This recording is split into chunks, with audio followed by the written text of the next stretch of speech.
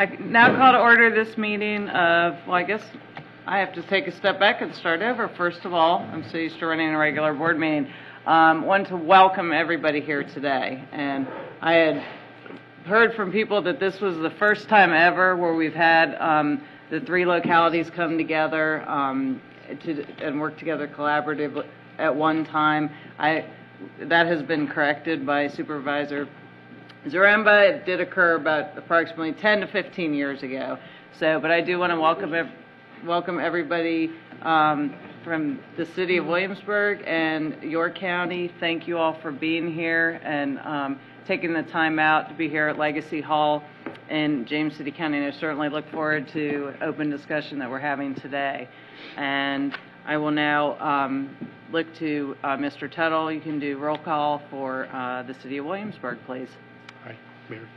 I'd like to call the Williamsburg City Council meeting to order. Would you call the roll, please, Jody? Ms. Neeson? Here. Mr. Pond? Here. Mayor Holman? Here. Mr. Riley? Here. Mr. Foster? Here. Okay. And Ms. Thank you very much. Chairman I'd Knoll? like to call the York County Board of Supervisors to order. Ellen, would you please take the roll? Mr. Zaremba? Here. Mrs. Knoll? Here. Mr. Wiggins? Here. Mr. Richow? Here. And And- Ms. Shedden, All right. Now call the James City County Board of Supervisors roll call, and Mr. Minow, please call the roll. Mr. Kennedy. Here. Mr. McGlennon. Here. Mr. Eisenhower. Here. Ms. Jones. Here. Thank you. And third item on our agenda today is purpose and expectations for today's meeting, and I will pass on to our James City County Administrator, Mr. Robert Minow. Don't stand there. Good afternoon. Thank you all for coming. And can you hear me okay, Richard? If I hold this, great. These don't amplify, they just look good. So, welcome to the first ever in the modern era of this meeting of the three bodies. This is actually quite a unique meeting, I think, because most of the time we have the opportunity, some of us, to meet in regional forums, and you get to see one from the city, one from the county, and one from the county. And what's unique is that you have the entire body here. That doesn't happen that often. And it's something that, as a first ever event too, I think it's important that we try to recognize that our expectations need to be realistic. And this is a first ever, so hopefully we will do what we do and then get better at it as we go forward. But we should have simple expectations. The one I have for today is that the LSU wins. Football field. Come on, so much work. The other thing, the takeaway we've got to make sure too, is that since Mac is not here, he has to be in charge of something, right? And Tom Shepard. He and Tom can be a committee of two. One of the things, just again, to be realistic, I don't think we come out of this meeting with a brand new, bold policy direction, or we solve regionalism, in the Hampton Roads area.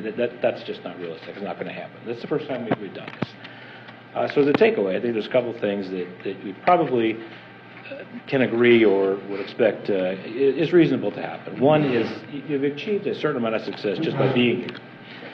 You are all in the same room, and you're not going to improve on regional collaboration unless you're in the same room, at least having a conversation.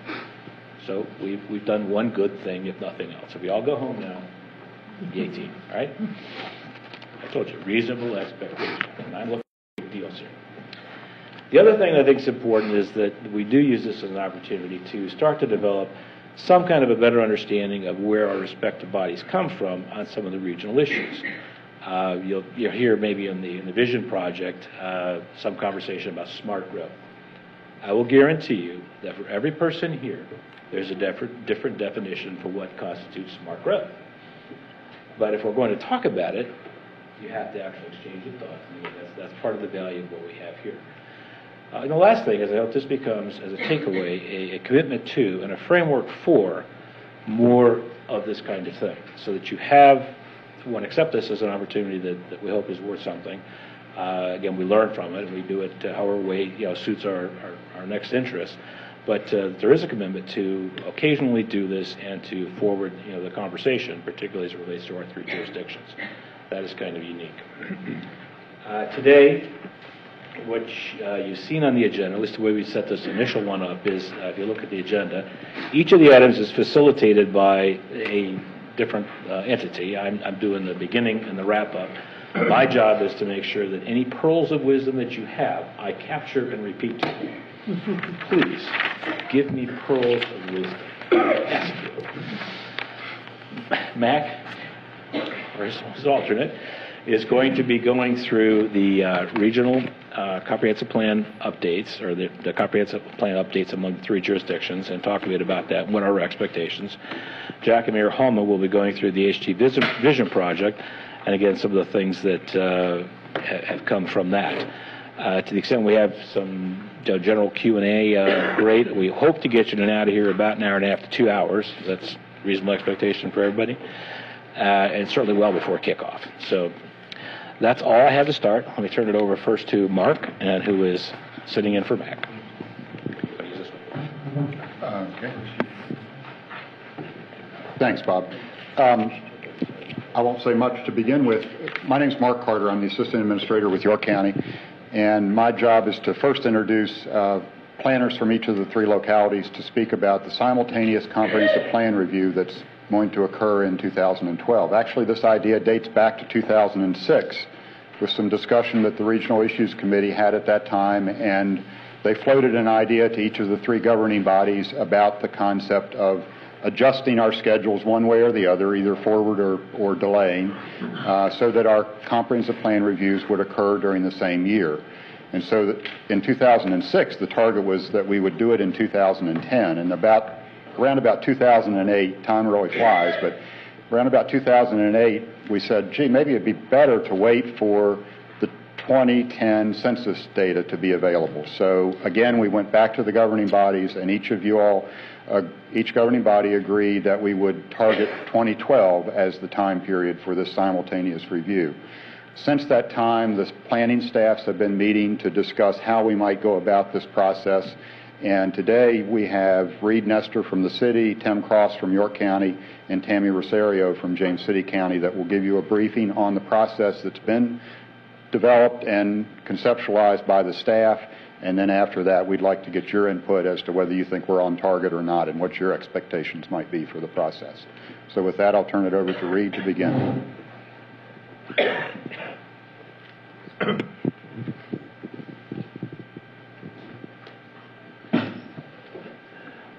Thank you, Mark. We have been talking about this for quite a long time. Actually, I went back in the Regional Issues Committee minutes, and we first started talking about it in 2004. And some of the ideas you can trace all the way back to the Commission on Growth that was in 1988. And some of us here, just a few of us, were involved in that process. One of the things I'd like to emphasize in these introductory comments is that this process coordinates 3 separate comprehensive plan update processes, and it does not result in a single regional comprehensive plan. Each locality will retain its authority to make land use and policy decisions within its jurisdiction. So we'll have our 3 coordinated plans with the coordinated start date, which is essentially now the formal first public things will be our 3 regional forums in February. And the goal is to finish up the process with Planning Commission recommendations to the governing bodies in December of 2012. So this would mean the process should be wrapped up probably by February or March of 2013. The planning staffs have been meeting together,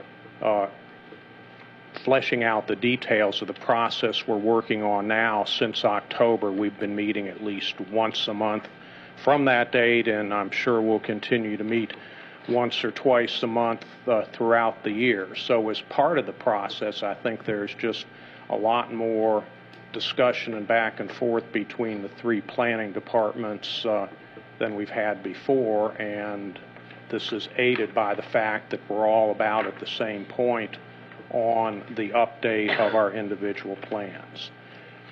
When we were looking at this process, a concern we had was developing a process that would create some meaningful forums for public input to all three jurisdictions that we could all use for our comprehensive planning process. And Tim and Tammy will be talking in more detail about that as the presentation proceeds. But this, I think it should be a very interesting process, probably the first time in the state three adjoining jurisdictions have gotten together to coordinate the process. And I think it's had a lot of benefits so far as the three planning departments have been working together and working with the Regional Issues Committee as we've developed the process and developed it to the point where we are today. And I'll turn it over now to Tim Cross from York County, who will talk about some of the details that we've worked through so far. Thank you, Reed. Although we're formally kicking off this coordinated review process this month, there is a lot of staff work that has gone on over the past many months, as Reed indicated. Thank you. And I want to talk a little bit about what has been going on behind the scenes at the staff level to get us to this point, and also a little bit about what we're planning to do. Back in October, the planning staffs of the three localities began updating, and in one case creating, their existing land use maps, with the ultimate goal of producing a single map that's going to show current land use throughout the historic triangle using fairly broad categories: single-family residential, multifamily residential, commercial, industrial. This gives us a baseline of the area as a whole, land use in the area as a whole. We have been putting together demographic and economic data, also housing data for the area, using statistics not just from the Census Bureau, but also Virginia Employment Commission, Virginia Department of Taxation, and Virginia Tourism Corporation. We have established a centralized web portal, a project website that people can visit to learn more about this project. They can go there, they can download each of the three comprehensive plans, along with information about the area's demographics, housing, transportation network. Again, baseline data, economics, and there will also be links on this central website to the individual websites of the three localities, the web pages dealing with their comprehensive plan reviews. Ultimately, we also plan to put not ultimately really, in the near future, we plan to put post an online questionnaire on there where people can go and give us feedback, where we can get feedback about, from the residents of the historic triangle.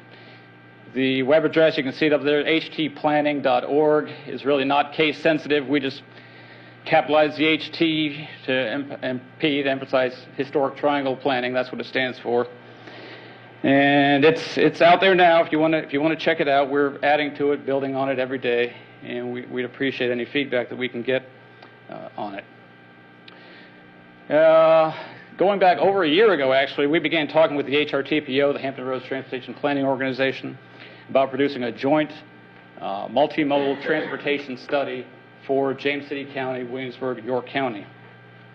That's going to analyze existing and future road congestion, as well as rail, transit, bicycle, pedestrian transportation needs throughout the area. We met with TPO staff last July to develop a scope of work, and they've been busily putting together the study. The study is actually, they have prepared a draft report that's currently under review by the planning staffs. And the hope is that that will get wrapped up in the next month or two. It will be adopted by the TPO. And ultimately, the information that's in this transportation study is going to be incorporated into the transportation elements of the three updated comp plans. Looking ahead, we have scheduled a series of 3 public community forums that are going to take place in February, one in each locality, where we will be seeking input from local residents on comprehensive plan issues. Tammy is going to talk about these forums in more detail, so I'm not going to dwell on this other than to say that we hope to have residents from all 3 localities at each of these 3 meetings, so we can have some cross-jurisdictional discussion of issues that are of mutual concern to citizens regardless of the locality in which they live. We are urging the 3 planning commissions to attend these meetings, or at least as many of them as they can, so they can hear firsthand what's on the citizens' minds. This is particularly important because as a follow-up to these public forums, we are planning to have a joint planning commission meeting that will take place in April, where the planning commissioners, hopefully all 21 of them, can get together and talk about the comments that we received and identify areas of common concern that we're exploring further in our respective comprehensive plan reviews. Looking way ahead, really to the end of this process, we've been talking about producing some kind of summary document. As Reed said, it's not going to be a regional plan, but we have been talking about producing some kind of summary document at the end of this process. Really what comes out of the 3 comprehensive plan reviews is going to determine what goes into this document. But we expect that it would include combined land use maps, both existing and future, of the historic triangle, as well as whatever shared goals and objectives come out of this process. Last thing I want to mention, it's a minor thing, and it's not actually listed up there, but we did fairly early on in this process come up with a logo for the coordinated comp plan reviews. It's a fairly minor thing, but a fair amount of thought and work went into this seemingly simple task. Basically, the idea behind the logo is to symbolize the 3 localities of the historic triangle working together, moving forward in a coordinated fashion with much in common, but each with its own distinctive identity. That's sort of the thinking that went behind the logo. So with that, I'm going to turn it over to Tammy to talk about the public forums in February. Thank you. As Tim mentioned, staff members are in the midst of preparations for our public forums. To encourage the community to join the conversation, as this draft ad encourages, we are coordinating the communications effort. Advertising will begin soon in multiple media forums. There will be print ads in the Virginia Gazette and flyers and hotspots. We'll have online ads on the WY Daily and on county websites. We'll be doing social networking through Facebook and Twitter. There will be email distribution through listservs and also crawls on local government TV channels. So be on the lookout for this ad coming near you. These 3 joint public forum meetings will begin in February. They allow opportunities not only to focus on different key geographical areas, but also providing opportunities for more general comments on the broader historic triangle area. Each meeting will begin at 7 p.m. and will open with a staff presentation, followed by a goal-setting exercise of topics, and ending with an open discussion session. Comments will also be collected on the HT Planning website so that those who are participating can follow up with additional comments, or those who have not had an opportunity to attend will basically be able to join in via the web.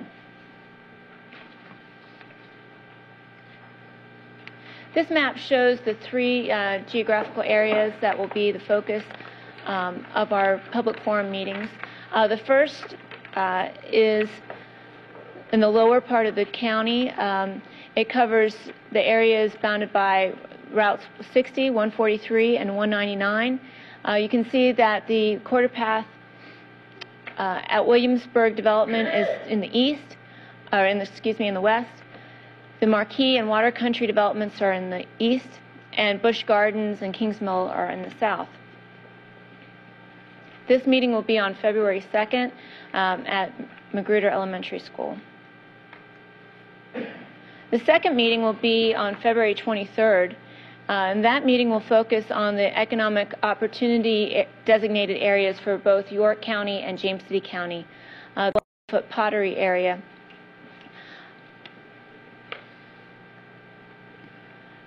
That meeting will be at War Hill High School.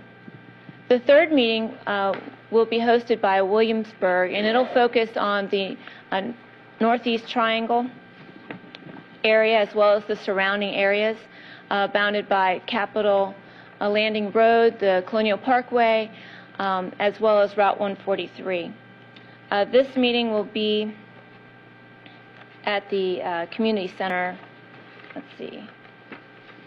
in Williamsburg.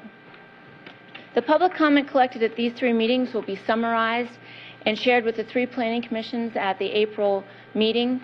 We hope to see a lot of planning commission members attending each of those meetings, as Tim said, so that those ideas can be fresh in their minds as we discuss them at the meeting. We hope to see many of our residents as well as the business community members there to share their ideas with us. We appreciate this opportunity to discuss this with you today, and we'd be available for any questions you might have.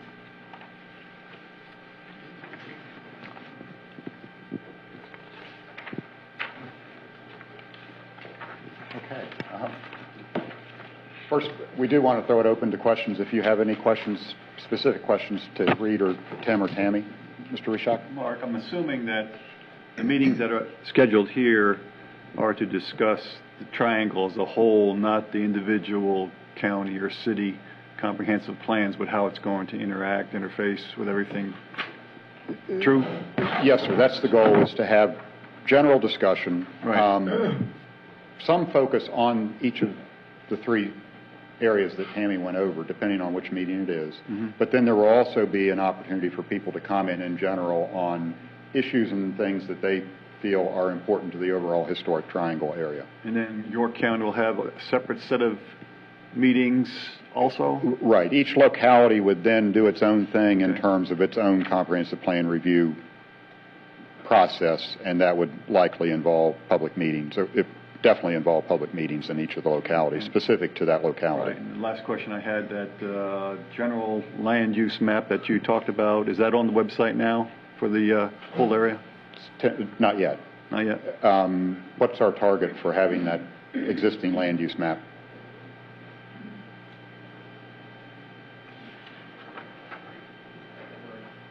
We have drafts that we're working through now, and I believe we'll have it ready in February. Okay. So February sometime we should have that up and available for everybody. Thank you. And if I may, I know the Regional Issues Committee had pretty extensive discussions over the past several years as far as moving forward, making it very clear that we're synchronizing the plans. We're not creating a regional plan, and certainly each locality will have their own respective plan. James City County, we just updated ours. We're not looking to do a full rewrite right now. But one of the thoughts that, one of the discussions that the Regional Issues Committee had was as far as the synchronizing and the timing of the comp plans, is that possibly each of our comprehensive plans will have 1 or 2 pages that'll be identical, basically, focusing just on those regional issues, those so-called hot topics that were identified. And so as far as keeping it simple, certainly that's very important, being very respectful of each locality's comprehensive plan, but looking at those common areas that we share. So, thank you. If I might add to that, one of the initial discussions was, should we have topical presentations that specifically deal with issues that cross the boundaries of all 3 jurisdictions? And while that could be really productive and meaningful, our concern was, at least I can speak for the city, maybe the counties are different, comprehensive plan input is important, but it tends to be limited. Where we really get the input is in the application through the zoning changes that come out of the plan. So by starting in with the 3 focus groups and picking particular geographic areas, the thought was we would spur more people to come out who had concerns about what was specifically going on in that particular area, and thereby get the public opinion or input on the front side early on in the process as opposed to later on. So that's why each of those meetings is trying to have some specificity to a particular geographic region. Yeah. I also might follow up that, Jack, we anticipate the Northeast Triangle Focus Group to make a presentation to City Council at the beginning of February. Yes, it's February or March, depending on when we get everyone's schedules together. It'll either be February or March. But if it could occur before the February 23rd or 27th meeting, It certainly would. it would be useful, because again, that will, I think, bring together many of the issues that not only affect the city, but also the broader area as well. It might jumpstart that discussion as well. Yes, sir, Mr. President. It seems to me that if things go as they hope to go, come December of this year, you're going to have a wonderful map depicting the 3 jurisdictions that will look something like a puzzle, with all sorts of colors delineating the various demographics and economic as it exists today, throw in the zoning as well, but yet we're going to just have essentially what we currently have depicted on this comprehensive map. Recognizing that the goal at this point in time is not to come up with a regional plan, but to do some coordination amongst us. The only real coordination I see, if we don't go beyond what is on the drawing board right now, is to somehow address the transportation issues that might be common to both of us.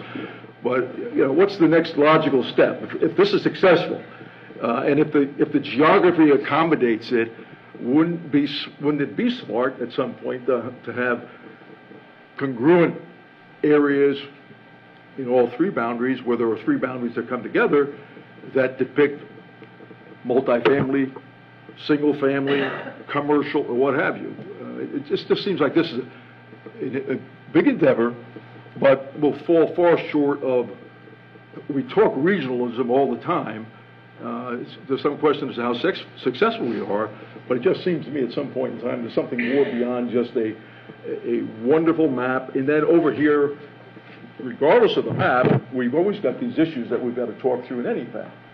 So I'm not so sure that's a question, it's just more of a statement as to where do we go from here if we're successful getting... But in many ways, that's the most important question, is sort of once this process is finished, where might we go from here? And it seems to me that part of it is in picking these 3 areas to discuss. I mean, there are probably other areas that could have been picked as well, and I hope that part of this discussion will be, well, next time, because we do these every 5 years, next time maybe we should focus on X area or Y area or what have you, or as we're doing this, can we bring those areas in some way? So I think the challenge for us is going to be to think about how, to the extent this is successful, that we like what comes out of here, how can we build on that? What doesn't work, how can we go back to the drawing board and think about it again? But I think, again, once these plans are taking place every 5 years simultaneously, it opens up tremendous potential for that hasn't existed in the past. And I think that's maybe the way to think about it. Well, another point, though, is that our staffs, I believe, share information right now. And I don't think we should lose sight of that, because I know our planning people talk to your planning people, and they talk to James City County planners as well. And I think in our enthusiasm for doing this, we have to recognize the fact that there's been a lot of accommodations over the years. In what we're doing. This is not new in lots of No, ways. it's not new. As you well know. And Sheila, you've been on, I mean, you helped put the Regional Issues Committee together, I believe. So you've been involved in this for... Well, I'm very happy to see that we've gone to the next step. Right. Now let's see if we can act on it. It's the level and the focus of the dialogue between the staffs has increased according to what the staff has just presented here. Sure. I think what's important, I don't mean to pick words apart, but you talked about the process being finished. I don't think the process ever gets finished. This is just one step. Once this step gets completed, once we've coordinated the timing, once we have the initial conversations, once we determine, are we willing to go farther? Are we willing to work more cooperatively, or is this as far as we want to go? Those are questions we need to ask ourselves. What are we willing to give up, and what are we willing to gain through that process? Vice Chairman Knoll raised an excellent point in that there is communication among the staff. I think this initial synchronization and having one commonality, possibly a page or two in each comprehensive plan, is a step forward, and that may be, as we said, as far as we want to go. I think there's a recognition in this area that most people in one day, they're in James City County, they're in York County, and they're in Williamsburg, and they're not keeping track. And understand we have the key transportation corridors, and if nothing else, recognizing the whatever development or vision that James City County may have, and York County is right next door, or it can impact Williamsburg as well, is getting a sense of knowing what your comprehensive land use map says, so that we understand, okay, if we go in this direction, this is the impact it can have on York County, and so forth. And but certainly, I think in the discussions we've had on the Regional Issues Committee, there's a very strong sense of being respectful of each locality, but also looking for those areas where we can be collaborative and work together. And I think one of the benefits of this process also is to raise public awareness of how much actually cooperation has been occurring all along, and I think that's, if nothing else, that's an important element to get people thinking, oh, as Sheila said, this is not new, but this is going on now. It's taking place at a much more transparent and open level to the public than maybe it has. That's right. We're building on the past. That's right. As we say, you're building on the past and planning for the future. And because we've taken the steps in the past, we're able to get to the point that we're at now. And let's see where we go. There's also been a tremendous amount of work done by people maybe outside of this group. The Corridor Protection people, for example, they've done huge amounts of work, some of it within jurisdictions, some of it in corridors that are between jurisdictions, and we can't lose any of that either. I mean, that's, we have the bikeway committees that work on regional bikeway plans. Right. Of course, we have all the that, Transportation District Commission and the technical committees that work on coordinating the transportation plans. And in fact, we have that puzzle map that Mr. Zaremba referred to that depicts the comprehensive plan land use elements of each of our three localities. And I would say over the past 10 or 15 years, those plans haven't been put together in a vacuum. There's been coordination among the staffs as well as you all to make sure that on the borders we don't have divergent land uses to the extent possible. So this exercise will help fine-tune that. And perhaps also one of the things we've talked about is, are there ways that we could coordinate the terminology that's used in each of our three localities? James City's had community character corridors, I guess is your terminology maybe, or is that Williamsburg? But anyway, we all have these different names for how we want to keep our corridors looking nice, and we have different names for other things. So are there ways that we can coordinate those things and use a common terminology in some aspects of our comprehensive plan so that those people who drive across those borders that are not recognizable every day will not be as confused as they perhaps otherwise would be. One of the questions we wanted to throw out, and you all have kind of expressed it already, is that do you think this is going to meet your expectations of what you had in mind when you heard about this idea of simultaneous comprehensive plan review? And so far it seems like we're on target, but if there are any areas that you all know of or want to express in terms of concerns, we'd like to hear those now so that hopefully they can be worked into the process. I have a comment, if I may. It sort of gets at the age-old issue in terms of inclusiveness. When we speak of the historic triangle, we around this table, of course, clearly know what that means, all three jurisdictions. But I noticed, for example, the three locations for public input, every one of them are in District 1 of York County. And of course, we're stuck with this elongated county. We're always trying to make sure that the folks in Districts 2, 3, and 4, or 5 are part of the equation. I don't see a lot of people down in the mid to lower county attending these public forums, one, because of where they are, and historically, whether we like it or not, there's this kind of a mindset that the historic triangle really is the greater Williamsburg area, which doesn't include Kiln Creek and Tab and the like. So I know there's probably a lot of consideration given to the three locations, but I'm just wondering how we might be able to, at the outset, make it a little bit more inclusive so that the entirety of York County realizes they're part of what we're trying to do. It's food for thought. Well, and certainly the advertisements and the publicity about these meetings won't restrict attendance to those who happen to live up here. And our thought is the general questions that will be asked or people will have an opportunity to respond to at these forums will be countywide, in the case of York County, for example, not just specific to these areas. And then, of course, York County will have its own meetings in the lower county as we've done in the past. But it is something that, believe me, we've talked about at the staff level. You know, we don't want to leave the lower end of York County out, but at the same time, some of the focus of this simultaneous review has been on areas that have common boundaries in the immediate Williamsburg area.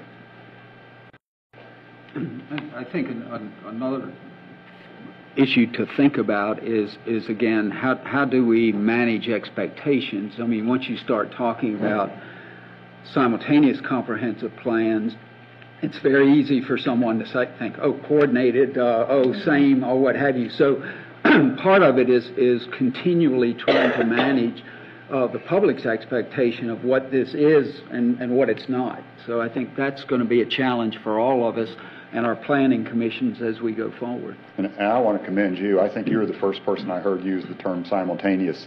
I've used that every time I've had an opportunity. I think that was an excellent way of describing this, in addition to coordinated, but simultaneous. Thank you. What's the time? So really up to the group. You all are making my job easy by having your discussion, but if, please feel free to offer any additional comments, and if not, then we'll move on to the second part of the meeting. If I can ask colleagues from York County, Mr. Zaremba raised a very good point, and it is something I'm wondering about. Maybe for your other supervisors, how do you feel the people in your district what level of interest would there be on their part in this effort? Or are there things we can do now, or is this the next step 5 years from now to start trying to be more inclusive? That's a difficult question to answer because, and I noticed that nobody is jumping in on this. Ladies first. So I'll put my feet in.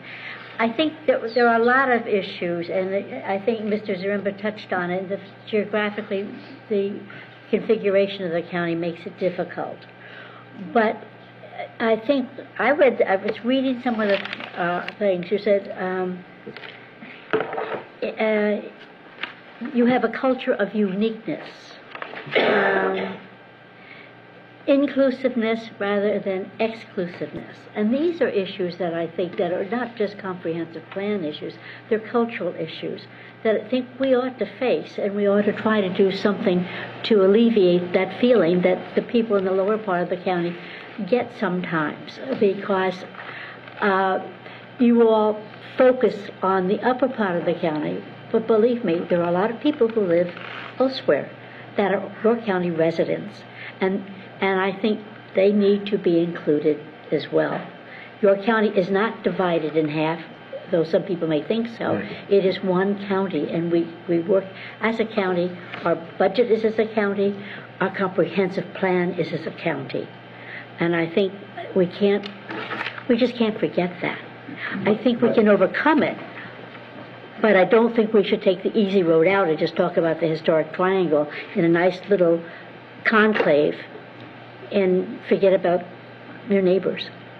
I believe it would make sense to possibly schedule an additional meeting in a different, that's not, because that's what I noticed. I noticed that as well, they're all kind of clustered in the same area, obviously relating to the designated locations. However, just because those designations affect the citizens that do live and they don't live right there, but it's part of their community. And that would be a suggestion that I would have, is that you schedule an additional meeting that is geographically isn't right in the cluster, so to speak, but...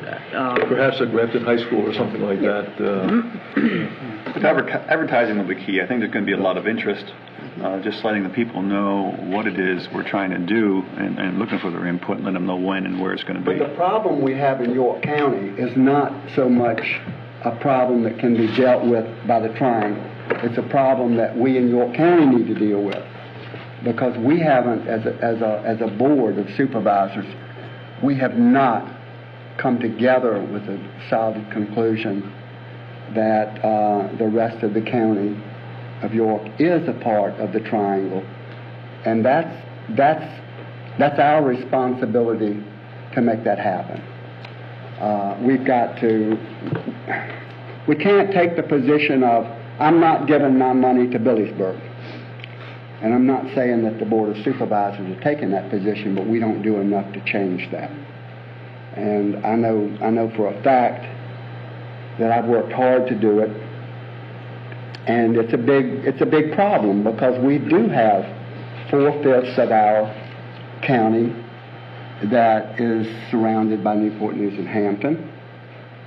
And a lot of these people, most of these people don't even realize that we have as many motels and hotels and restaurants up here as the other localities up here do. And we're getting a lot of tax dollars up here that the rest and the rest of the citizens don't know that. It's our responsibility to step up to the plate as supervisors and as a planning district committee. And every opportunity we get, let our people from the other end of the county and my end of the county know what goes on. So, and it's certainly a good idea to have a meeting there in the lower end of the county for this. But to change the position of the people, it's going to take our board to do it. Supervisor Wiggins, I appreciate that input. I think the focus with this was more, as you know, as you and I work together on the Regional Issues Committee, is this is our borders with James City County, Williamsburg, and York, and that's where the focuses are, and the key corridors that were identified. However, it's very important to acknowledge that just because somebody lives in Lower York County doesn't mean they're not affected by those land use decisions. Right. They may own property, they may own a business, they may commute. So it's extremely important. That's, I guess, an explanation of why the focus is where it is. It's not so much that we're trying to just be only focus on the historic triangle. It's just that's where you have the majority of the borders with the localities. But absolutely understanding and recognizing the fact that decisions made there affect, the taxpayers. If it's in York County, it affects taxpayers in York County or James City County and Williamsburg. So, but certainly appreciate your input on that. Maybe the question to ask you is what can we do to help? And I think all of us stand ready to do what we can to help you communicate that, help you, move forward with that. So, because again, we're all in this boat together. I was going to say the same thing. That's why we're here today, because we are in all of this together. And it is an issue that we raise purposely, because I think it's something that you don't sweep under the rug. It's something you try to solve. And looking at all the heads around here, I think perhaps we might be able to come up with some way to handle that. Can I just make one observation about the proposal as I see it so far? And that is, I have some concern that the focus here is on 3 specific geographic areas and the land use considerations of those areas.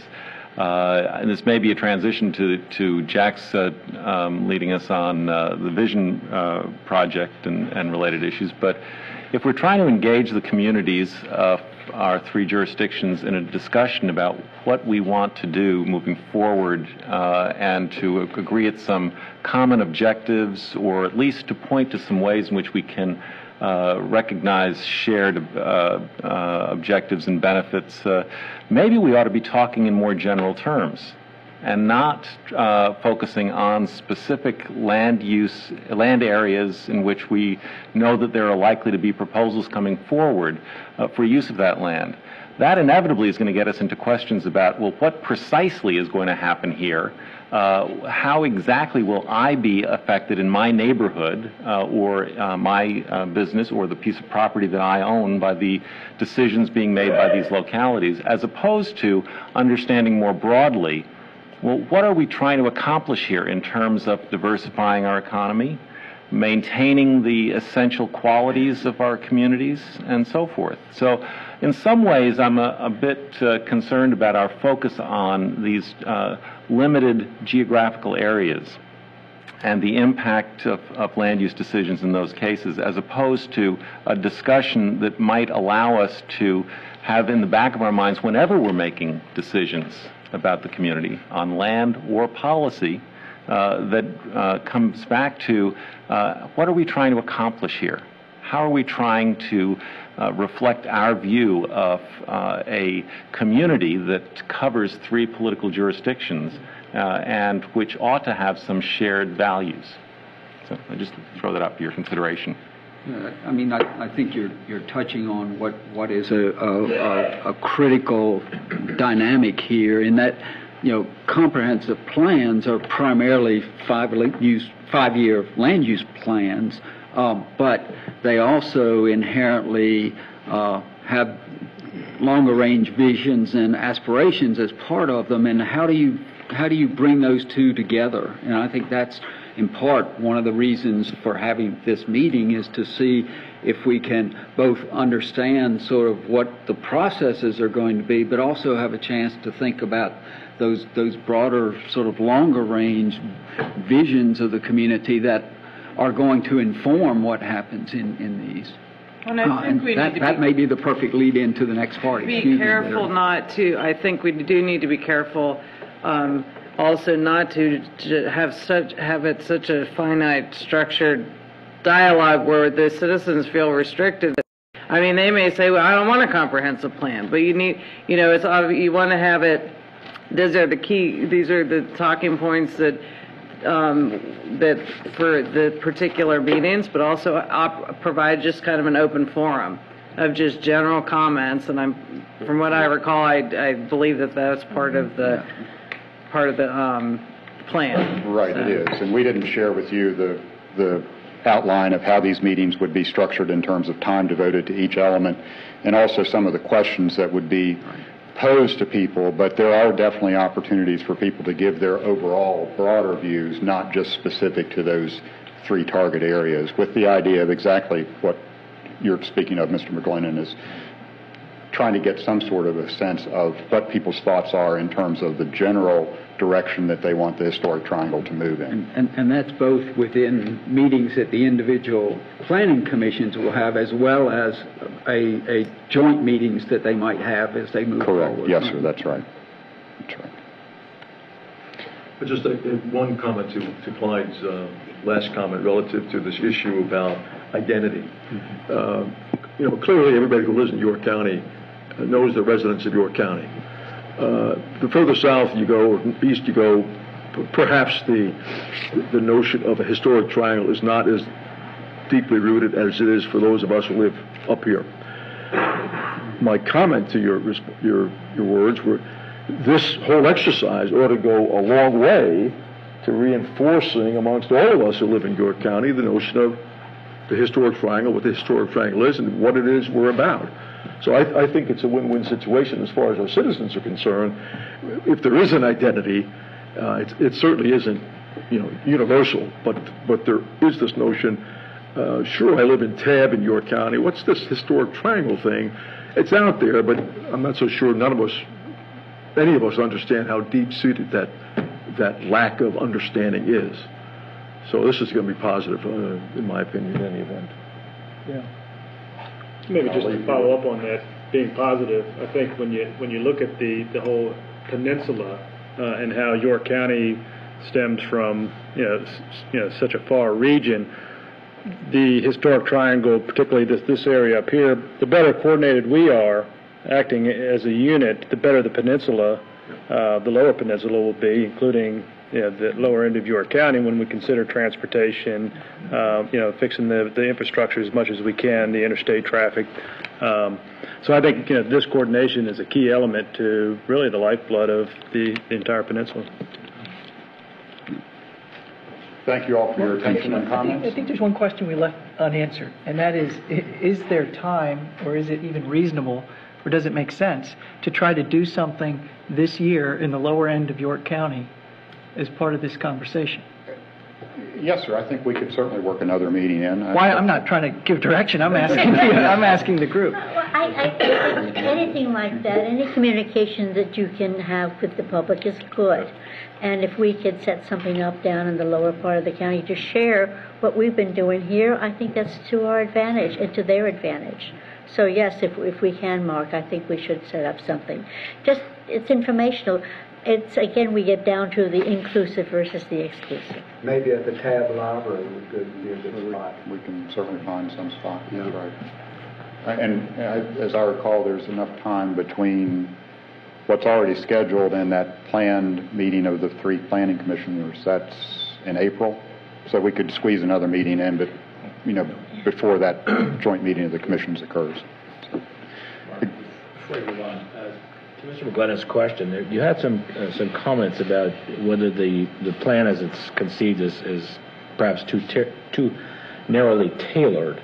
And I think Mr. McGlennon was asking, are you interested, are you supportive of it being more broad in its focus, whether it goes to tax policy or whatever other kind of policy you have? Is that the direction that you would like to send to the RIC, that you would like them to be more expansive than perhaps they are right now? I don't know if I heard a consensus. I was asking.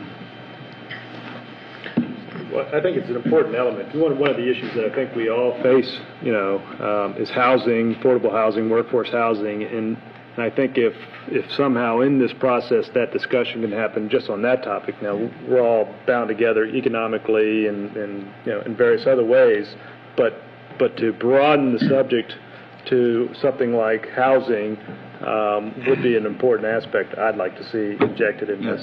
That goes back to the initial thinking about this, where I think initially the thought was to think about topical issues such as housing and what have you.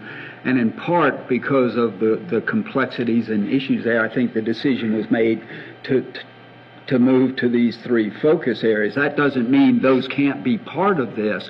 And I think as we talked earlier about what do we do next? Well, some way to think about what we do next is as we move through this process, we can't do everything at once, but we can start thinking about those next steps, maybe taking a closer look at some of these topical areas rather than geographical areas as we're doing now. And in fact, one of the things that's being done as part of this process will be issue or topical background studies or information packages dealing with, for example, housing. That's right. Transportation's already been mentioned, perhaps economic development, but a number of things will be looked at and at least basic information put together and assembled in a fashion that makes sense sort of summarizes what's going on in the historic triangle area, and that will be available both to the citizens and to the commissions and the governing bodies as we work through this process. Would it make sense to consider Dr. McGlennon's question about the broader nature, the vision or sense of character or nature of the community, make that part of the discussion and then incorporate it, what's learned out of that conversation in each of the forums, into that summary document that's prepared upon the completion of the process, so that it might not be something that's specific to one locality or the other, but it gets a sense of what the broader population that resides in all 3 localities is interested in? I think that's a good suggestion. I really do. I think there's a reason that both these subjects are on our agenda this afternoon. They're sort of intertwined. It's just a matter of somehow figuring out how to superimpose the 2 of them into one, or at least important parts of the 2 of them into one. Okay, I'll turn it over to Jack. Just think, you get to do this in 5 years again. Okay, the next topic on the agenda is the Vision Project, and this is an effort, I think you're all aware, that came through the Historic Triangle Collaborative. Mayor Hallman was very closely involved with it. As well, two key players in the document, Kira Cook, then the coordinator of the HTC, and she's here today. Key person in putting it all together, as well as a summer intern. So it really cost us about what it cost for a summer intern to in order to do this effort. And so at this point, to kick it off, I'd like to ask Clyde if he would give an overview of the report, and then we'll talk about it.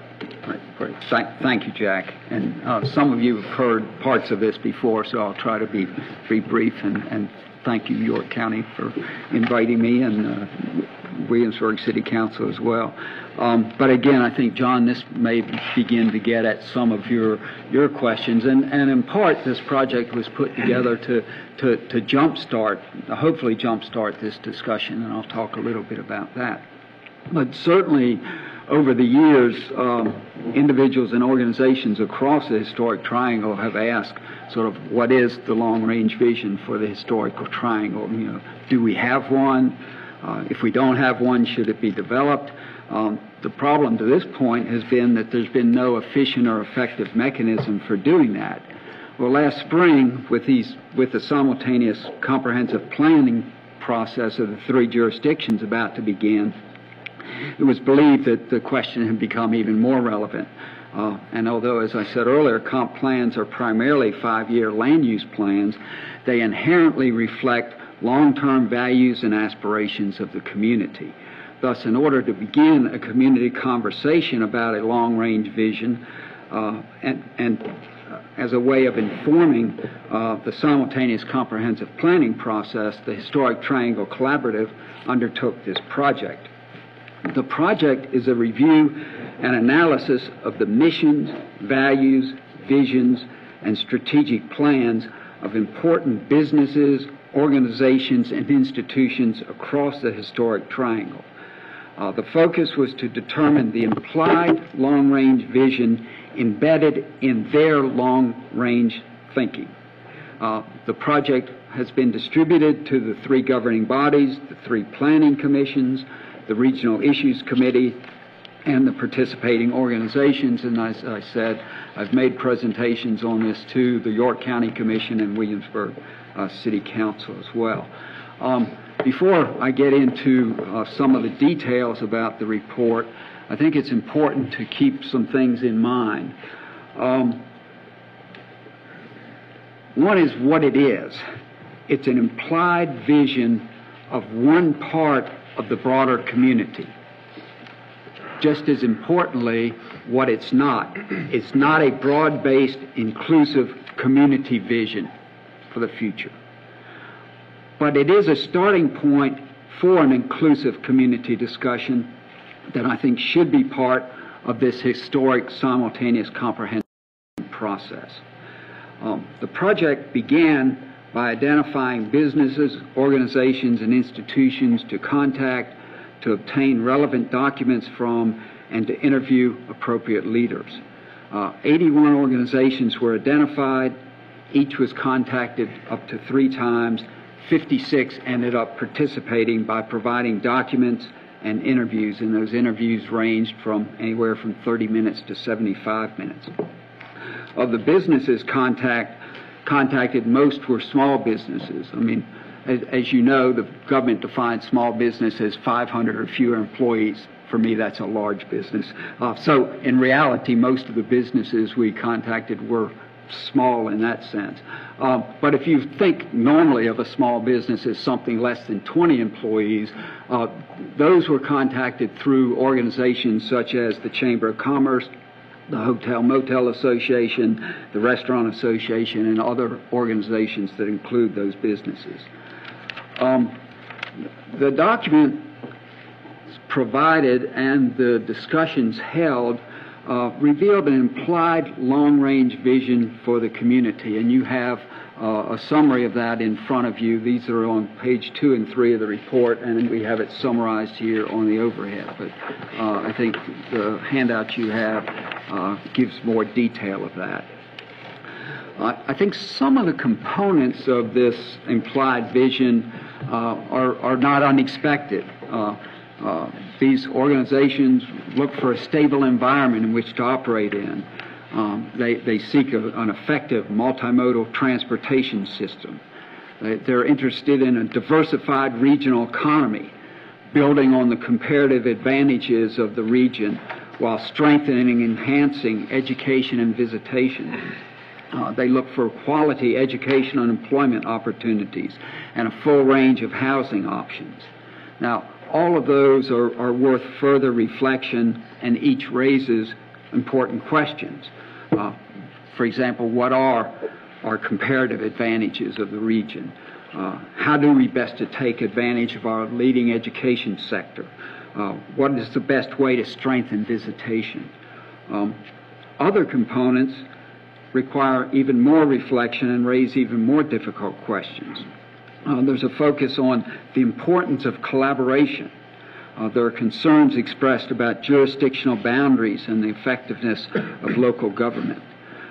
There are questions of where should we look to be regionally integrated? Should we look to Hampton Roads? Should we look to Richmond? Or are we really a self-contained region?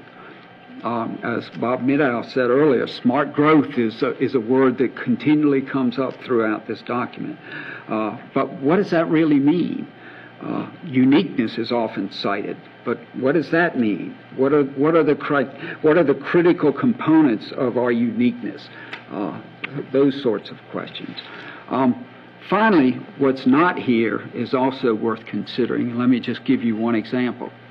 Healthcare plays a very small role in the answer to these questions, because does that mean we're doing okay? But we also know that in the next 20 years, our elderly population is going to double. What does that mean? And we have to think about that. And there are a number of other things I think that are not here that might be worth thinking about. Yet, if we study this report, there are striking commonalities in thinking and planning that emerge from these participating organizations. Some of the overarching themes include the unique character of the area, the exceptional quality of life we have, and the need for a balanced economy and smart growth to preserve what they value. Expanding partnerships and collaboration while pursuing excellence and ensuring their and the region's uniqueness. The belief that boundaries and geographical location are decreasingly relevant, but that infrastructure, particularly transportation and political boundaries, provide challenges that must be met for the region to prosper. In conclusion, it's HTC's hope that this report will provide a springboard for individuals and organizations across the historic triangle to engage in and contribute to broad-based, inclusive community conversations out of which a coherent, long-range vision for the historic triangle can emerge. This is not an answer, but the report and the simultaneous comprehensive planning process do provide a place for us to start. And this report, I hope, gives us something to talk about. Thank you. Thank you, Mayor Holman. So now we'd like to pick up really anything that's on the screen is open for discussion. There are two areas I'd like for you to begin with, although I suppose you'll take it wherever you want it to go. The first is that of the smart growth. The quote that jumps out of the report is that support for smart growth among organizations is near universal. So it's a motherhood thing, but it's also, as Bob said earlier, a matter of definition. So the question for you is, what in our region does smart growth look like, and what policies do you think lead in that direction or do not lead in that direction? So who'd like to pick that up? Okay. I think when we talk about smart growth, as we all know, everybody has a different definition of it. It's called smart growth, sustainable growth. However, I think what it has to do with is how can a community expand and still be able to provide the infrastructure and that's necessary for the quality of life that the community expects or desires, or the quality of life that the community wants to provide for their citizens. So that's a mouthful in a way to divide that up. And how do you do that? Do you do it by zoning? Do you do it by making areas that are strictly for recreational areas and you don't have the infrastructure there so that you're not going to build on it, and that's one way that you control the growth? There are a lot of questions involved in that, and I'm just starting the conversation, so now I want you to begin. You put your finger on, I mean, how do you change while preserving? I mean, that's really what it comes down to. How do you change? How does the community grow, develop, and what have you? But how do we preserve those things that are important to us at the same time? And all of us over our careers in the public sector have dealt with those kinds of issues, and they are extremely difficult. And having to balance as well strong respect for private property rights, private property ownership, and balancing that, and that a wonderful policy that may sound good on paper is not imposing its will on a private citizen's private property. And I think that's one of those preserved very important. I mean, that's one of a number of the preserved things. And I think this is it's an ongoing conversation. I think our constituents are not shy about communicating with us, be it as we go through the comprehensive planning process, be it if we have a specific land use case in front of us. But I think that's an extremely important component that must always be in the forefront anytime you're considering any kind of policy. I think you said the word balance, and I think that's what we're all really looking for, is a balance. To balance the rights of the individual versus the rights of the community, to live as a community, and not infringe upon the rights of the individual. So that's a difficult road to hoe. So why do you think that these institutions and organizations and businesses use the word smart rather than balanced? Because I expect going in, I expected balance to be the word that comes out, but it wasn't. And maybe it's one and the same. I don't know. It's a new buzzword. Yeah, maybe we have it lots is, and lots of buzzwords, Yeah. and that happens to be the prevalent one now. Well, smart sounds like it's the way to go. That's like we all want to be smart, right? As opposed to dumb. That's right. Yes, thank you. But one of the things that has always really bothered me here, I've lived here quite a while now. I have one child who lives outside Detroit and another child who lives outside New York. And every time I visit them, I come back and I say to myself, we are making the same mistakes. We've seen that it doesn't work in Detroit and it doesn't work in New York. Why do we keep trying to do it? And it seems to me there are two reasons. One is people who've lived here a very long time, who grew up here, who think whatever they did in Detroit must be right, even though the outcome didn't work real well. The other is people who just moved here who think this would be a wonderful place if we just had, name your favorite fast food restaurant or department store. So somehow we're losing our uniqueness by doing what everybody thinks we should do to look like everywhere else, but I don't think we want to look like everywhere else. I really don't. And we lose this unique part of whatever Colonial Williamsburg, the college, the two rivers, and Jamestown and Yorktown, and all the wonderful things we have here, by putting the same restaurants that they have in every single town here, or by saying we need one more thing over here to make us look like everybody else. And that really has always bothered me. It always has. And I don't know what to do about it. But I guess one consideration with that is, we both hear that from citizens, why are you allowing one more whatever it is. Well, there's what's called the free market, and so it's not our job to dictate whether or not it's going to be this restaurant or that restaurant. There's the free market, and I understand what you're saying, but I also that there's that level of consideration. I do think we've done a tremendous job in this with the three localities as far as the preservation that has occurred, and the investment in recreation. And maintain. I think we've done a very good job of maintaining that character and the enhanced community character corridor buffers that are regional, not just James City County or not just Williamsburg. And I think it's always we're always studying. We always we want this to be the best place for the community. It's very desirable, and that's why it's so attractive to so many people.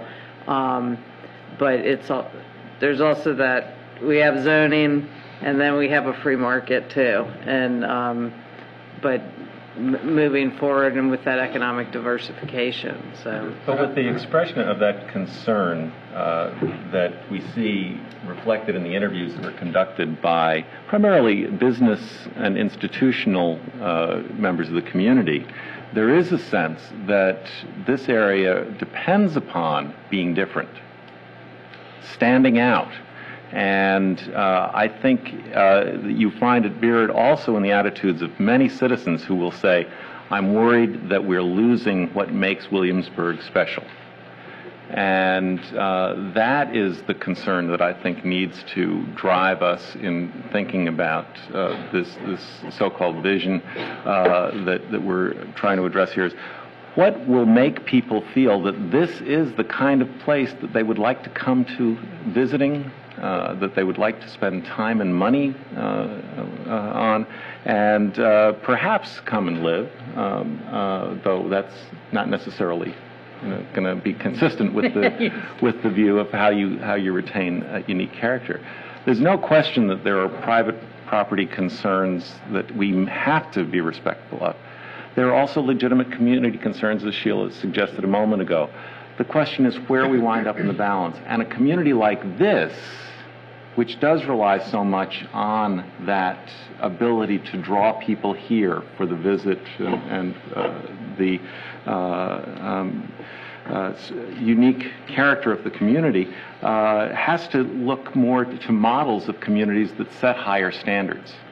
And we see them all across the country. We see lots of places that look like every place else, and we see some places that say, well, we're not going to do that here.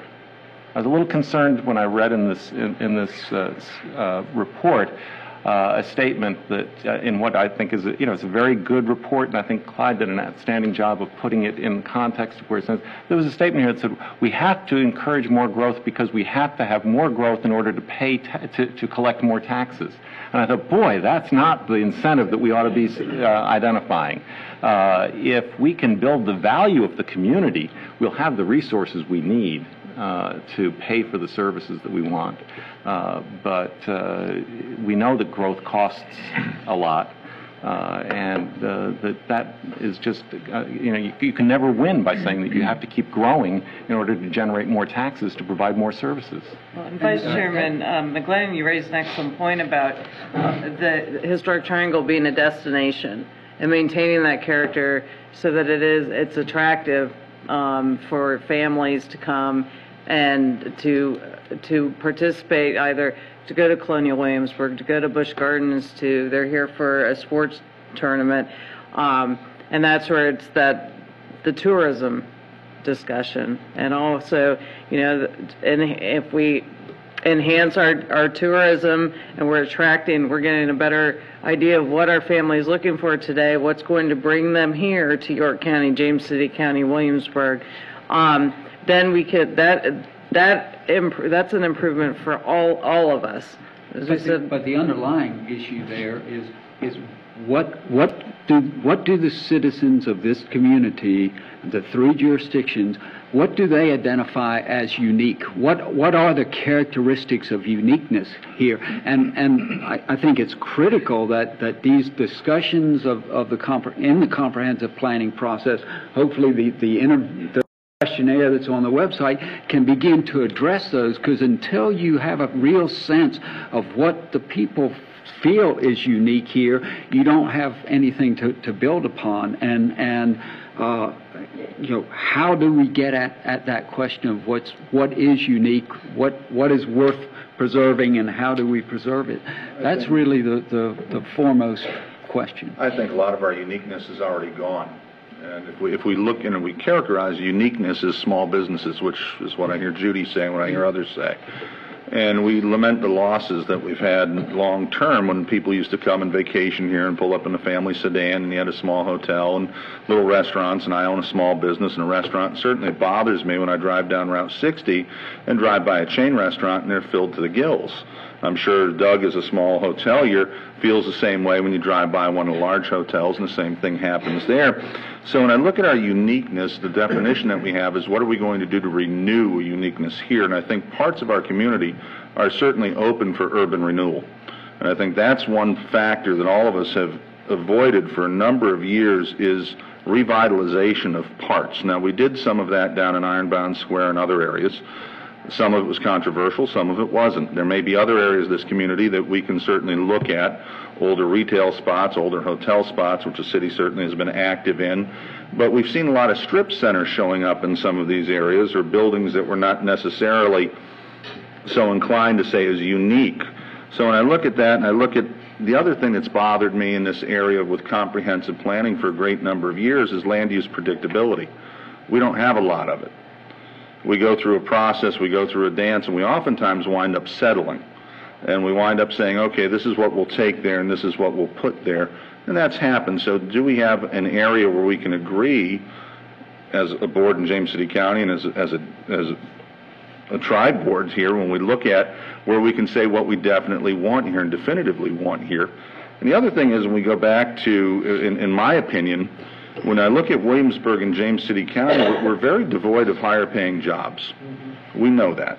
We're devoid of jobs that pay money, jobs that allow people to stay here. And one of the reasons that we're devoid of those, and we started looking at those, one of the first things that comes up in the conversation, how much machine and tools tax are they going to pay? Well, gee, if it's a professional office building, maybe not much. But the salaries may be higher, and we're not looking at what they're going to put into the community and what services they're going to require. Then we start looking at B-poll taxes, the employees, when they want to live here, are they going to have children here? We talk about affordable housing. We have a report where the Crossroads study was doing a lot of that. We still have that report kicking around out there that we haven't finished or haven't implemented and looked at in its entirety yet. So that's something that we have started, which we talked about earlier, we can certainly go back to. But what I look at when we start looking at our uniqueness, every jurisdiction and every individual in this room has touched on that in some point of their political career or professional career. How do we advance it, and how do we finish something? And I think that's what my biggest concern has been, is we talk about a lot of different things, we have a lot of different committees, and then we'll get another committee to study what the last committee just did. So, I mean, I guess, and this is a start for us, this is a start of the three of us meeting, how do we move forward? And certainly, my feeling has always been is that we've lacked the utilization of the College of William and Mary.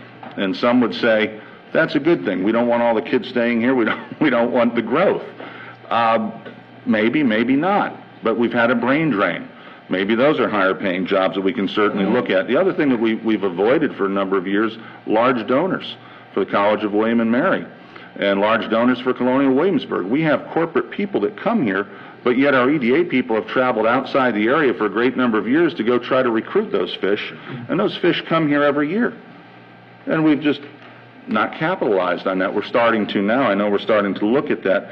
So when I hear uniqueness, I think that we can get some uniqueness back.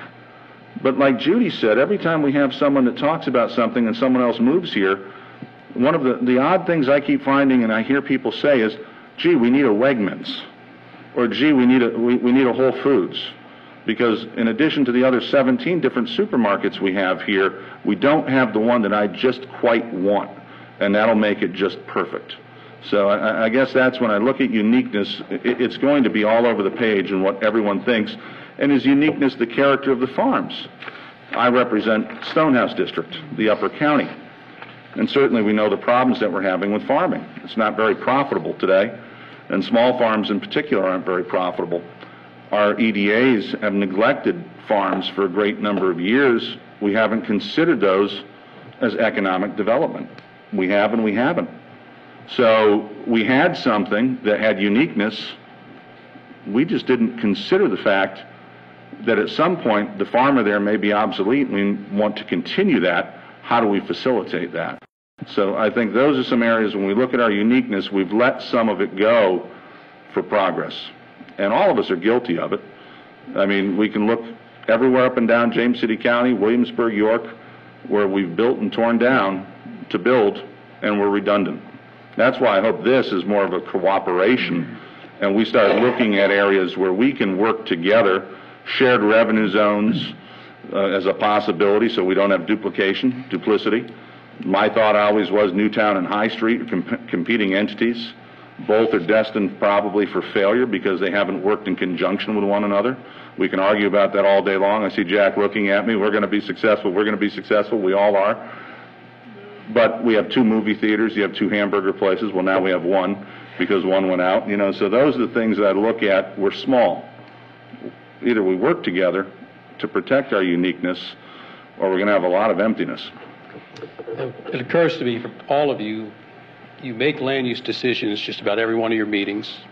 You make land use policy all the time, but very seldom do you get a chance to step back from it and talk about it at the 10,000-foot level. And so I'm going to commend you for that and move you to the next topic, knowing that we're not going to wrap that one up. And that is the diversification of our regional economy, another theme in the report that came out rather strongly, that our regional leaders and organizations would like to see greater diversification of the economy that plays to the comparative advantages, as Mayor Holman discussed, of the region, and but also diversification which respects and which complements the existing economy and our major institutions. So what do you see as the comparative advantages of this region that might yield progress in economic diversification? And are there any particular opportunities that are intriguing to you? Jack, I think it's time we heard from our younger generation. I had a whole lot. I didn't get in that last one. I apologize. I thought he was talking to me. No, easy. Comparative advantage, and this kind of relates to the conversation we just left, but growth does not exclude, growth does not have to equal change. I feel like College William & Mary, just loosely, all the institutions we have in this community, we're not yet absolutely hitting it out of the park. We've got a whole lot we can do within each of those, let's call them industries, to further the locality. So, in a sense, when we talk about smart growth, sometimes smart growth may be doing our best at what we already do. So, a comparative advantage for the rest of the peninsula, I think, is the college. Mr. Kennedy touched on this, and he also touched on resources we have yet to capitalize on associated with that. So I'm a product of that institution, so I try to rep it as often as I can. Another comparative advantage is location. And I think, because I live here, we enjoy a quality of life that I don't hear folks in Richmond, folks in Hampton talking about. Now, try to get a definition of quality of life. It's just as hard as smart growth. But I think we're doing something here that people enjoy, you know. Talk to anyone across the state of Virginia or in the East. If you tell them you're from Williamsburg, they know what you're talking about, and they often have a very positive experience. Not everywhere can say that, you know. Judy brought up Detroit. I've never heard anyone refer to the quality of life. I mean, I think we've got something going here. And what's a critical component of our uniqueness? I think that's up to an individual to determine. There's certain things I enjoy about this place that someone who lives in a townhouse in Newtown may not. But it's kind of the mix that makes it special. I do agree that we've kind of let go of some of our true uniqueness, but that's the way the world works now. What we do by doing what we do well already, better doing what we do already, I think we're more likely to play to that uniqueness.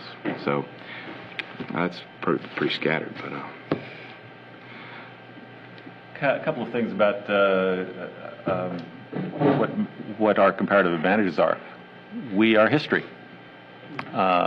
We are a place that people will come because important things happened here. That's not something that you can necessarily recreate everywhere else in the country. You can recreate it where it's actually happened before. And in a world where much of what is being done can be done from anywhere, actually visiting sites that have historic significance that you can only do at those sites. So obviously from the perspective of tourism, that's a very important thing. I hear people saying, and it's reflected in the surveys that we've conducted with our comprehensive plans, that they are looking for a small town atmosphere. That's something that is difficult to maintain with extraordinary growth rates. I'm not saying you can't have growth, but when your growth rate is 4 times the national average, then it's very hard to maintain that small town atmosphere. And so I think that's an area where you can see a need for balance. And while certainly not the entire area experienced the same growth rate, if you put it all together, we were well above twice the national average, I would guess, over the last decade. And so if you accept the idea that one of the things that makes us different, gives us a comparative advantage, is that we have that small town atmosphere, are people more likely to come to a place like this for relaxation and enhancement of their historic experiences and vacationing? I think so. Certainly lots of people will go to big cities, but they're going, we can't compete with New York City or Chicago or some of the other places where those urban amenities are going to be available to us. I think we do have some other comparative advantages. I think we have a larger, and I haven't looked at the statistics, so I'll venture out carefully on this, but I think we have a larger than one would predict development community here in terms of the folks who develop land, and that maybe we can find some ways to focus some of that industry into redevelopment, rehabilitation, renovation of a large housing stock that's been built primarily in the last 30 years. And which could be improved in terms of energy efficiency, and perhaps create an industry that could be exported throughout Hampton Roads, where there are lots of homes that could benefit from energy retrofitting and the like. I know Mr. Kennedy's worked on this question of green building and energy efficiency and so forth, and that's an area where I think we might have an opportunity to help foster the development of new industrial goals. And with our new community college, being able to train some folks in that area might be very beneficial and allow us to export workers from Williamsburg to the rest of Hampton Roads or the Richmond area and import cash in the forms of the pay that those people receive and the payment for services. So those are just a couple of things that I think of as comparative advantages. I think there are lots and lots of additional ones. I do think that the college provides more opportunities than we have taken advantage of in the past, but I think there are also limits to it in the sense that we don't have a school of engineering, we don't have a medical school, and those typically are the kinds of institutions that are going to generate a much broader impact for their academic institutions. Yeah, I agree with John. One of the most important things we have from Poquoson all the way up here is our schools. And the people move to York County, and they'll tell you, they move to York County because of the school system and because of the safety that they feel when they're in their own homes. And so when success breeds success, when we have the people that come for those reasons, we have a community that almost without a police force would be a safe community, because it's the quality and the character of people that we have that move into the areas. So whatever we do, when we look at this thing, we've got to remember that all of us as cities and counties need to remember the reason that people are here is because of the education. And we've got to continue to see that our education is as high as we can get it. And that doesn't necessarily mean throwing the money in there, but it means providing the communities that these people are accustomed to when they look for places for their families to live in the school systems. So I think that's one of the greatest things we've got going for us, and something that we certainly need to take advantage of every opportunity we get. Yeah, Don, I think you put your finger on. So it seems to me there are two, maybe three dynamic sectors of this economy that have potential. One of them being education, between both the local school systems, the community college, the College of William and Mary, and Colonial Williamsburg, that has essentially transformed from an outdoor museum with an education component attached to it to an educational institution with an outdoor museum attached to it. That education has tremendous potential for diversifying the economy, and we need to explore that. Another area is healthcare, and what are all the things, because again, we are an aging community. We are probably aging faster than most. What demands will that put on us, and what opportunities does that present for us?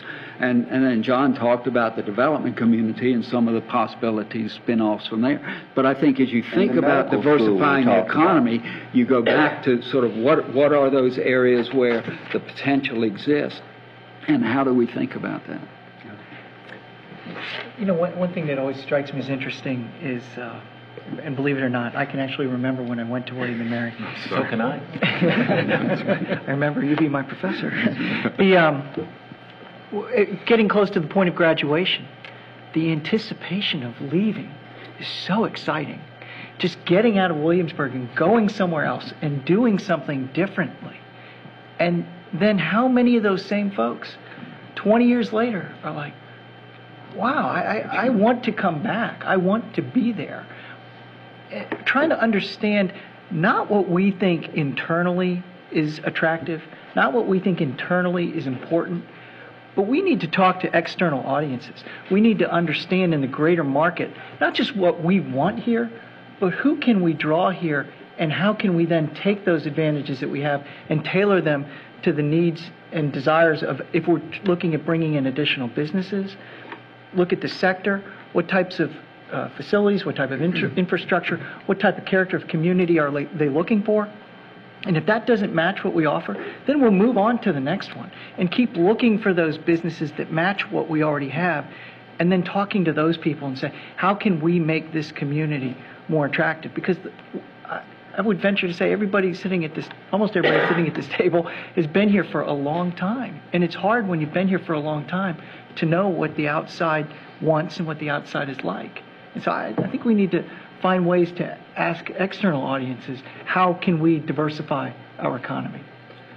It does present a conundrum if we look to explore ways to bring in new businesses, different types of diversity, then we're talking about maybe bringing in more people, which then creates the machine that just needs to be fed, which then eliminates the charm that is the greater Williamsburg area. And so how do we reconcile with that?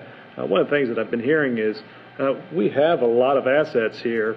How do we, with Colonial Williamsburg, the college, brewery, tourism, how do we take those assets and enhance them so that it doesn't doesn't impact us in ways of having to build additional houses, additional roads. I think there's opportunity to expand. We've got the new Riverside healthcare system coming. It's already in the works. Is there a relationship with the college to be had there to expand geriatric research? I don't know.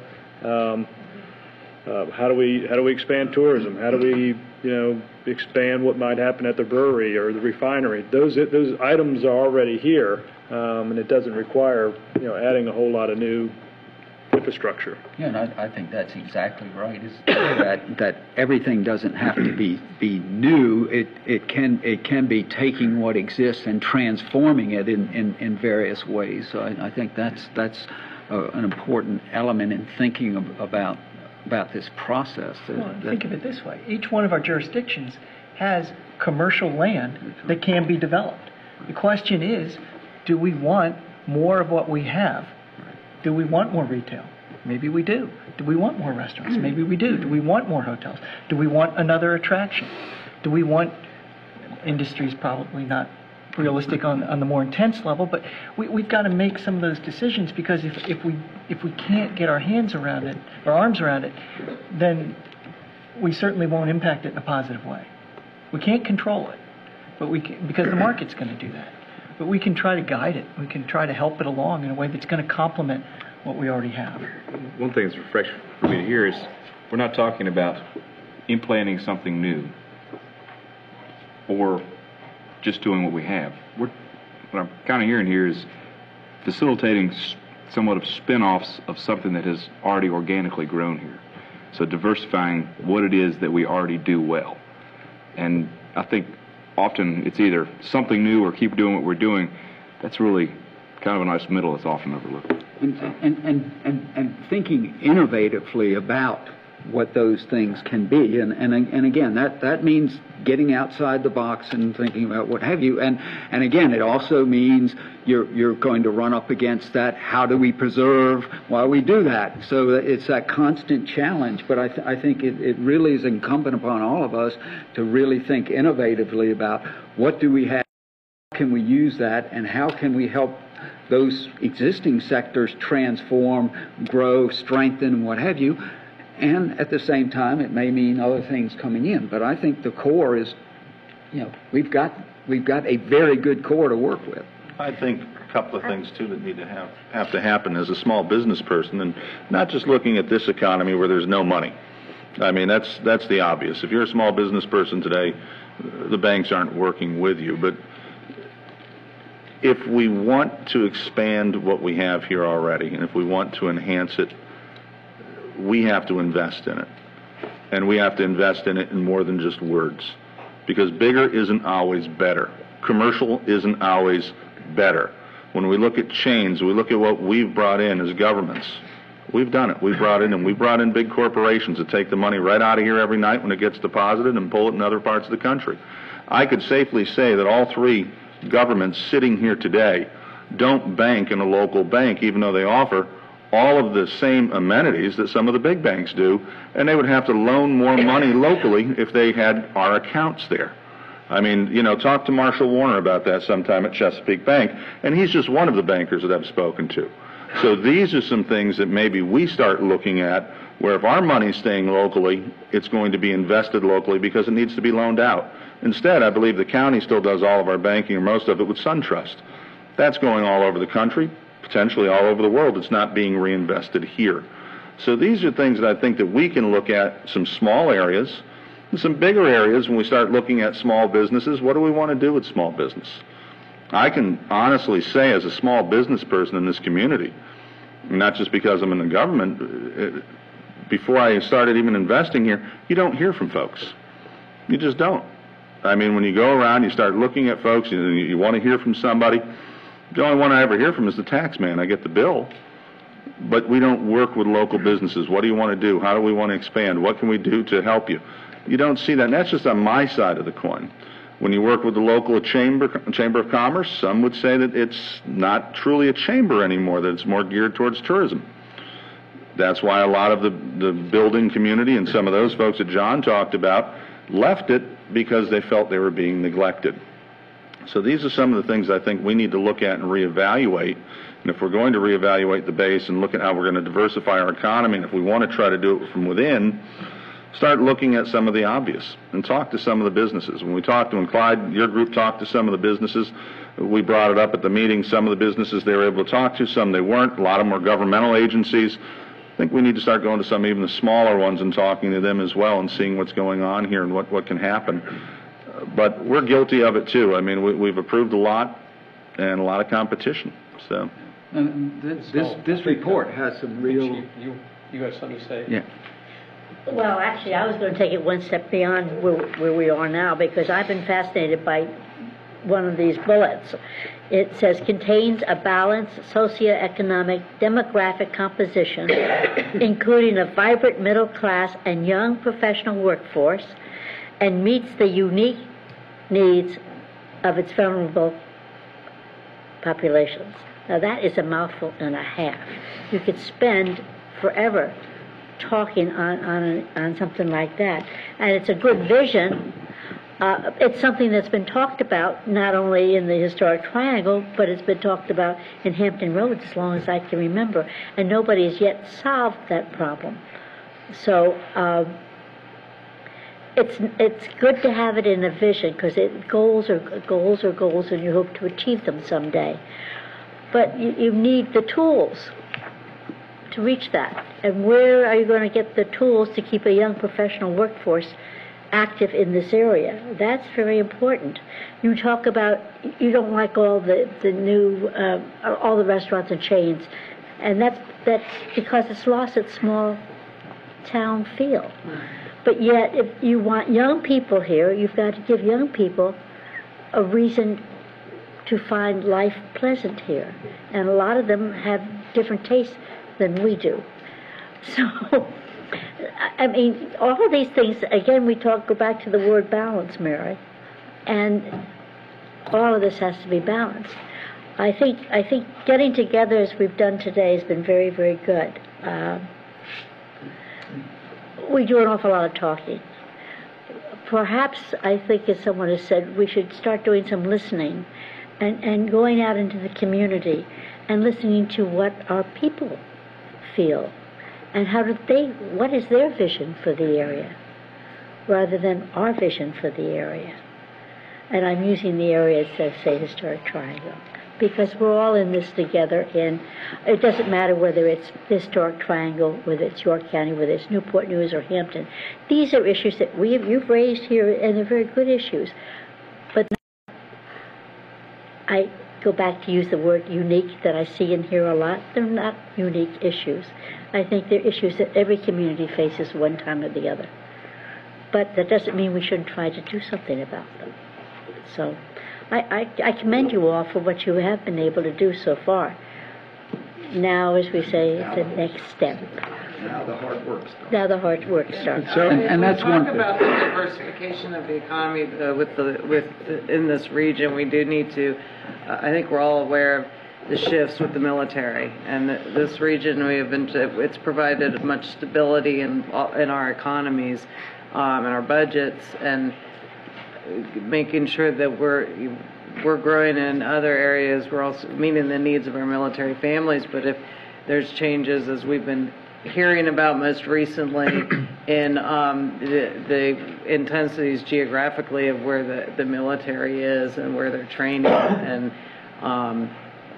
consolidations and so forth, that has impacts on on the entire region as well, and how to react and respond to that also, I think, is very important. Sheila's comments, I mean, one of the strengths of this report is that it really puts some things in front of us and makes us think. The biggest shortcoming is it's the implied vision of a particular part of the community. It's not a broad-based, inclusive vision, and that seems to me to be the next step. And I think the simultaneous comprehensive planning processes give us an opportunity for that type of input as we go forward. Before I turn this back to Bob, it's your last chance. Are there any final words? No, I got just a small comment. from what I hear around the table this afternoon on this particular subject, I think for the most part, we're saying we ought to stop trying to be something we're not. We are what we are. Right? This economy, whether we like it or not, I think most people who live here like it, is based on the history of Williamsburg, Yorktown, James City County.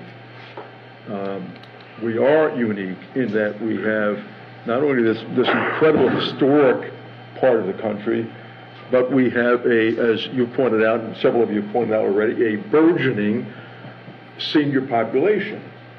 Not seniors necessarily who have lived here all their life, but an influx of seniors coming from the great Northeast, the Midwest, and so on. Why? Because it's a damn good place to live. We're not a research triangle. We got a wonderful, one of the most incredible universities in the country with the College of William and Mary. It's got a cousin down the road called Christopher Newport University, and maybe a young brother. That's part of our uniqueness. The military, as Mary points out, we don't know where that's going to go with respect to the federal cuts, but that's part of the uniqueness. We have more military in Hampton Roads, a good part of that, this side of the water, that makes us not only unique, but the most military-related community in the country when you throw in both sides of the water. I think Paul said it well. We probably ought to be thinking about how do we improve what we are. A number of you had said that.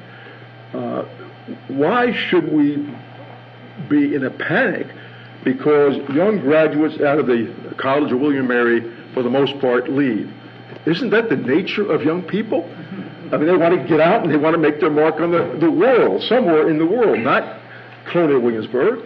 Is it all that bad that 30 years later, they're coming back here to settle?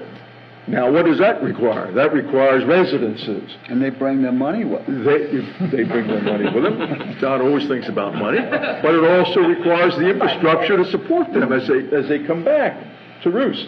And that infrastructure, and there's an argument, the infrastructure probably is more expensive to the localities versus what we get from taxes for an individual household. But I mean, the synergism between the development community, the population, the various things that make us unique are things collectively why we're all here. None of us around the table, to my knowledge, plan on exiting in the near future, primarily because it's great to be a university professor at the College of William and Mary. It's not bad in the private sector with respect to what it offers. Enjoy the weekends, whether it's Colonial Williamsburg, Yorktown, Jamestown, Busch Gardens, Water Country USA, or go down the road a little bit into Hampton, its historic aspects.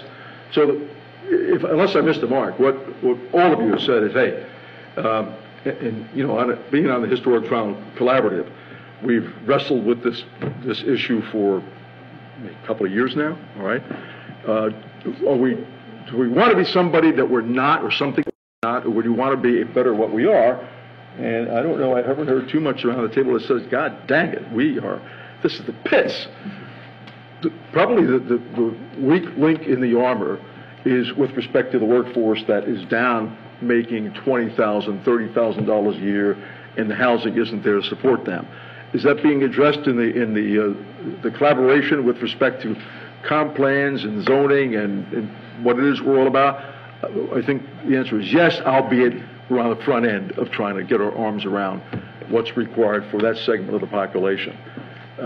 But I don't see anything from this afternoon. I think it's great, as Sheila points out. It's been a great synergism, exchange of ideas and comments. I was a little perturbed, like John was a little bit when I got into this before the meeting. It seemed like there was an emphasis on this small group of no-growth people. I don't know who that is. I mean, for example, I don't think the J4C on your side is no growth, but it's back to the smart growth. What is it that we want to do it smartly? We don't have, we have issues in York County, just like you all do, but I've not heard any person or groups of people in York County that says we don't want any growth. We want no growth. Periodically, we do a survey, a citizen survey, to try to gauge where we are with respect to public safety, fire and life safety, our parks and recreation, and so on and so forth.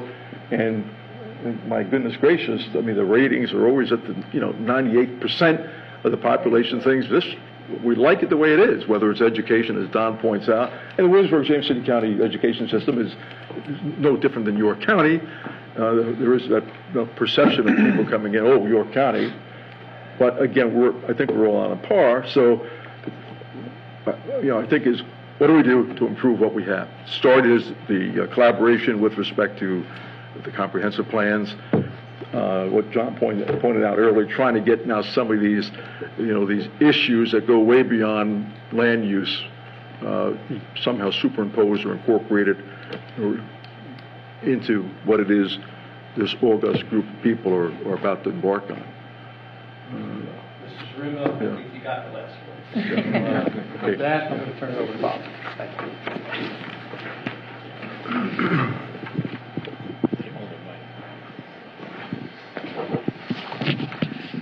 So you left me some pearls. That's good. My job is just going to wrap up and to identify what I think were some themes, some takeaways that perhaps we can do next. And as we went through your agenda, obviously there was a nice segue. I mean, we did this, but you went from the comp plan right into the vision discussion. In the comp plan discussion, I heard you say that you felt that the undertaking we were doing was a good one. It was helpful, and it was going to be a foundation. I think Mayor did. It was going to be a foundation for a good future potential. As you keep doing it, you should get better at it, and inclusively get to add more things to it. There seemed to be some value in at least having a common terminology between the different jurisdictions when we talk about, point X, that we all kind of understand what that means and how do we get there. And you seem to have a reasonable expectation about what we were really going to try to get to accomplish in the syncing of the comprehensive plans in this go-round.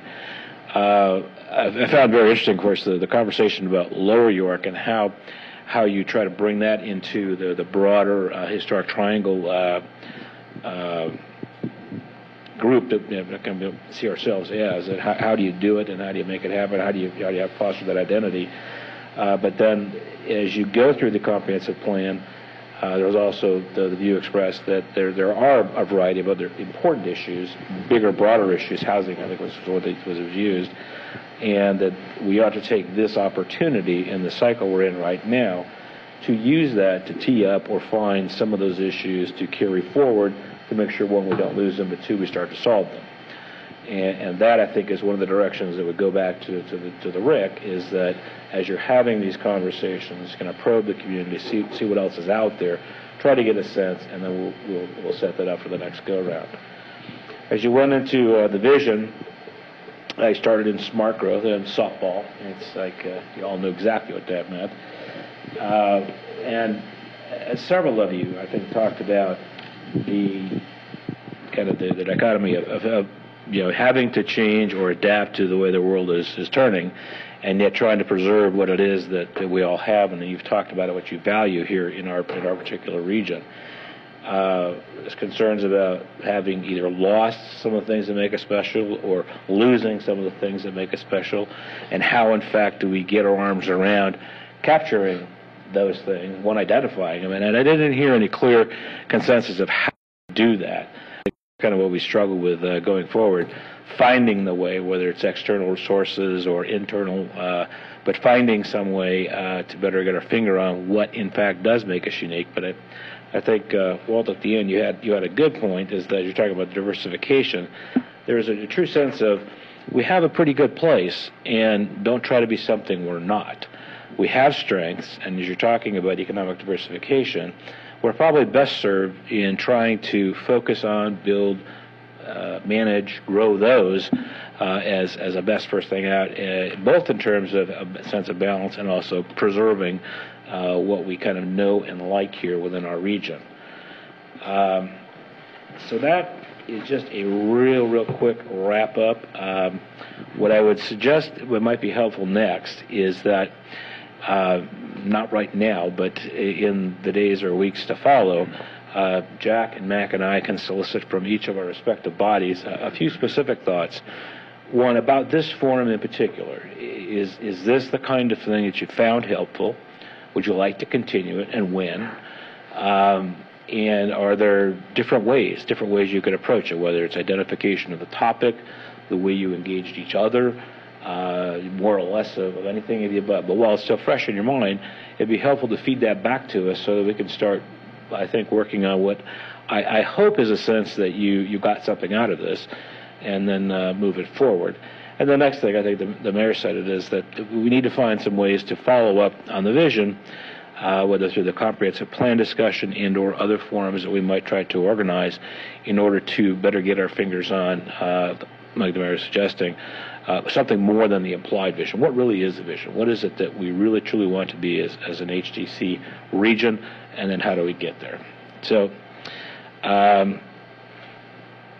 that's what I got. Any last wonderful words or parting comments?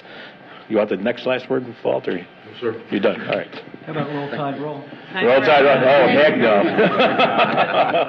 I have an opinion. I appreciate all of the work that you guys have gone into setting this up. For myself, I really enjoyed the meeting and seeing everybody, and I look forward to the next one. Good. And thank you. And on behalf of my colleagues, I thank you, because that's why you pay us the big bucks. That's right. Thank you all for coming. I think we have to go into an adjournment at this point, so you want to just start and work around the table? Or start with the City of Williamsburg, and again, I want to thank everyone for their participation today. It's been really terrific, and I hope we can do this more often in the future. I hope it's not another 20 years till we get together here. But I'd like to ask for a motion to adjourn the Williamsburg City. Second. I have a motion and a second. Would you call the roll, please, Jody? Aye. Aye. Mayor Hall. Aye. Mr. Farley. Aye. Mr. Fox. Yeah. And I want to again say thank you. It's been a pleasure to have you all here, and James City County for participating. I thought it was an excellent discussion that we had today, and thank you for that. And with that, I need a motion to adjourn to January 10th at 7 p.m. So moved. All right, Mr. Middow, we have a motion on the floor. Would you please call the roll? Mr. Kennedy. Aye. Mr. McGlennon. Aye. Mr. Eisenhower. Aye. Ms. Jones. Aye. I'd like to thank both our fellow jurisdictions for this meeting today. I think those of us from York County have appreciated the discussion that we've had, and I think it's very good that we've done this finally, even though Mr. Zuma says we've done it a while ago. It was a long time ago. It was a long time coming, and I thank you very much, and I look forward to the next one, and we are adjourned. Thank you.